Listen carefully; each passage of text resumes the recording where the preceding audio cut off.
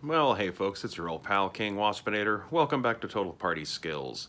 There's an easy trick to coming up with a homebrew setting if you don't really want to have to go up to the time and trouble of designing everything up from scratch from the get-go, and you still want to be able to use and make use of prepared materials. And that's by taking a bunch of random adventure modules for different editions of the game and finding the common threads and themes between them that can allow you to link them together to create a different, yet somehow familiar world map.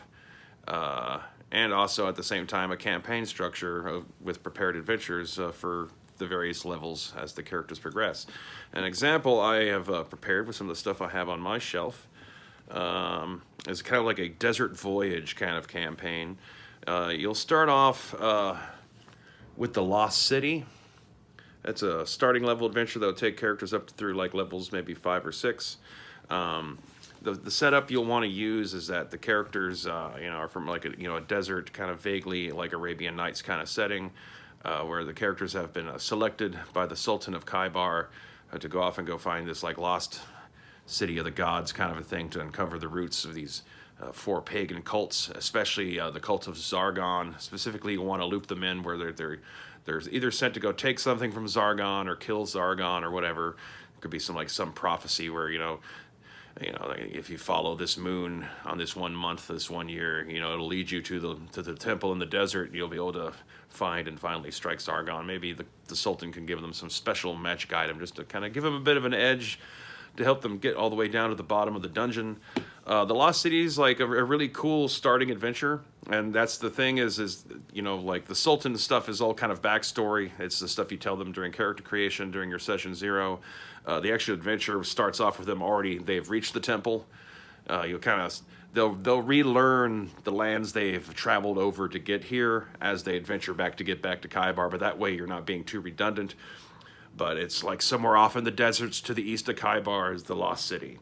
And it's a little bit of a pyramid sticking up out of the sand, and they find underneath it a whole lost civilization that optionally in this they're depicted as a like lost group of humans that have from a civilization that just has gone literally underground. Optionally, if you're trying to use this with 5th edition or trying to like spread out have some examples of the various other like non-human races in the setting, you could optionally have the Cynodicians be dark elves perhaps. But they're having them just be like this lost, weird, pale race of humans that have been living underground for centuries is cool. The thing, if you go with the elves, though, is I just one of my own ideas for like stitching this all together is that like long before the desert was a desert, it had been like a wonderful paradise where the elves had lived and it had an empire and stuff. But part of whatever elf apocalypse happened to them, caused the forests to die and the land to become desert. And Cynodicia could be the very last little remnant of them, and now like they've all become dark elves, and otherwise there's not really that much in the way of elves in the setting on the surface, unless maybe you have like some weird desert elves living in canyons here and there, and the other few little green spots that there are to find. But anyway, once they're all done with that, they're gonna then be making their journey back to Kaibar, heading back to the west, where they'll run into a band of green that runs along this long river that comes down from the mountains that emerges from Kaibar. So once you hit the river, you just got to follow it north and you'll hit Kaibar. But it's some swampy, marshy lands, and there you'll find the city of Achala, and use the Swamp Light adventure to basically kind of give you the local world map. Chala is kind of like an Egyptian style city. The adventure of Swamp Light is they've been tricked into believing some local lizard men have stolen a sacred idol, and they want it back. In various ways, you could potentially tie some of the cult stuff in here to the cults presented in the Lost City in order to be able to establish the idea that the primary dominant human culture is monotheistic, but there are these pagan cults that operate kind of, on the down low or amongst the non-human races. And Chala could be, one of those cities, so it could be, an idol of Gorm or Madureira or all that kind of stuff. Or Zargon, for that matter. Maybe some of the surface followers are good guys.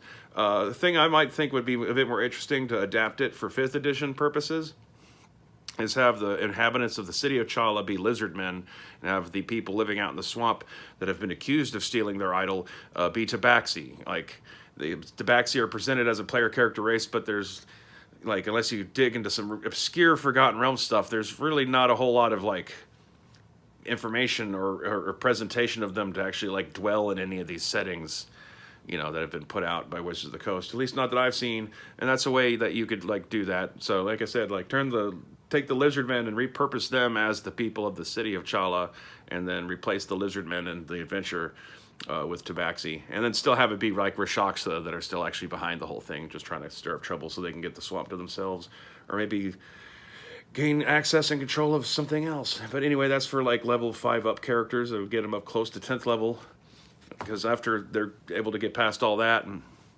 follow the river north, they'll finally get to Kaibar, which is featured in the Day of Al-Akbar setting. They'll get back there to find that the Sultan is dead. They'll have to sneak in the city through the sewers and just, you know, figure out what happened, potentially, you know, like liberate the city and take out the bandits who are now in control, or maybe get the 2 bandit factions to fight against each other. There's also kind of like a fundamentalist madman running around throwing explosives and stuff that could or could not be an ally, depending on your point of view. How much you want to get into whether or not you actually want them like trying to find the lost holy cup of the Sultan. That's like the main focus of the adventure. You know, it's kind of up to you. The adventure module is certainly obviously featured around that. The clues to find it that are like presented in this book are amongst one of the more obscure ones to find, albeit there's a lot of old clues and riddles in older D&D books that are like not very obvious necessarily, unless the players know just the right kind of like contextual information to understand what this riddle is supposed to mean. Like, actually, the best clue about how to find the magic cup is the cover itself of the module. So in some ways, maybe it's kind of like a subtle intelligence test to see how much your players are paying attention. But, you know, this is a 10th level adventure. Take out, you know, some bandits, liberate the city of Kaibar. Then you can stitch in to get into your upper level, epic level stuff.